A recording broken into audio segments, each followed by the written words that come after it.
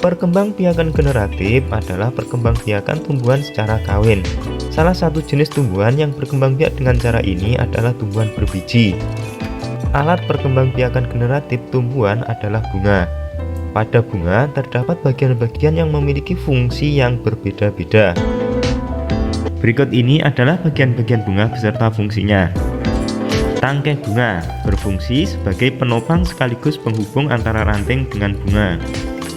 Dasar bunga berfungsi sebagai tempat bertumpunya mahkota dan bagian-bagian lain pada bunga. Kelopak bunga sebagai pelindung dan penutup bunga yang masih kuncup sehingga bunga terlindungi dari paparan luar. Mahkota bunga sebagai perhiasan bunga dan pemikat bagi serangga agar hinggap dan membantu dalam proses penyerbukan.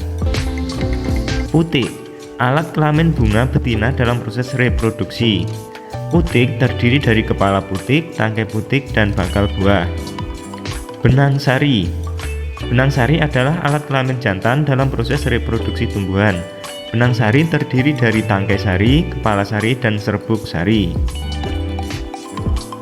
Bakal biji, tempat terjadinya proses pembentukan biji yang kemudian menghasilkan biji yang matang. Proses perkembangbiakan generatif membutuhkan alat kelamin jantan dan alat kelamin betina. Kedua alat kelamin ini terdapat pada bunga, yaitu putik dan benang sari. Putik merupakan alat kelamin betina dan benang sari merupakan alat kelamin jantan. Perkembangbiakan generatif diawali dengan penyerbukan, yaitu melekatnya atau jatuhnya serbuk sari ke kepala putik.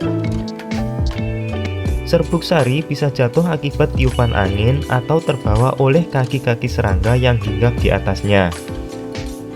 Setelah penyerbukan, terjadilah proses pembuahan, yaitu proses peleburan sel kelamin jantan dan sel kelamin betina yang akan menghasilkan zigot. Zigot akan berkembang menjadi tumbuhan baru. Penyerbukan pada tumbuhan dibedakan menjadi 4 macam. Yang pertama, penyerbukan sendiri, yaitu ketika serbuk sari jatuh ke kepala putik bunga itu sendiri.